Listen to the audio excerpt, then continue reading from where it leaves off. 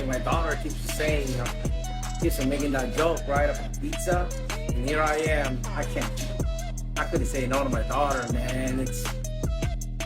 That's it, man. This is it right here. This is for you. It's for you, Dexa. You know what I mean? Daddy loves you, man. So I gotta do what I gotta do to get that pizza for you. Now, you can shut your mouth now with this pizza. Daddy's gonna come home with this pizza. You're gonna be loving it, Dexa. And Adam, all to do it's all for you guys. So ito na ako mga lods, nag-request kasi si Alexa eh, gusto raw niya ng pizza. So ito na, bumili na ako ng pizza. So susurprise ko na lang silang dalawa. O ito nga pala mga lods, ito itsura ng Sano Valley, ng Greenwich. Ayan, kompleto Ricardo's dito, tingnan nyo, sarap po. Tingnan nyo yan, yung mga order nila if you're curious about it. So maganda siya. Ayan, si Donnie, yung I guess representative nila or model, whatever you call it.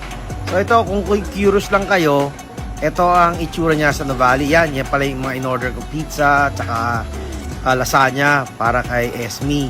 You know, little something, you know what they say, right? Treat yourself, don't cheat yourself.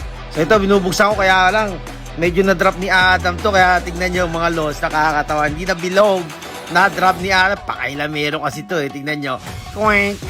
Nahipi tuloy. So, ayan, ayusin ko na lang. Ang ganda na kanina, lods. Perfect yan. Siyempre, order yan eh. Pero, ayun, na-drop ng ayan, nanlambot talaga na yupi. So, it's all to the good, man. It still tastes good, man. Hey, looks don't matter what they say. You know, it's how they make them. It's how you enjoy it, actually. So, ayan, no. Pakailamero kasi to. But it's all to the good. You know, I love them both.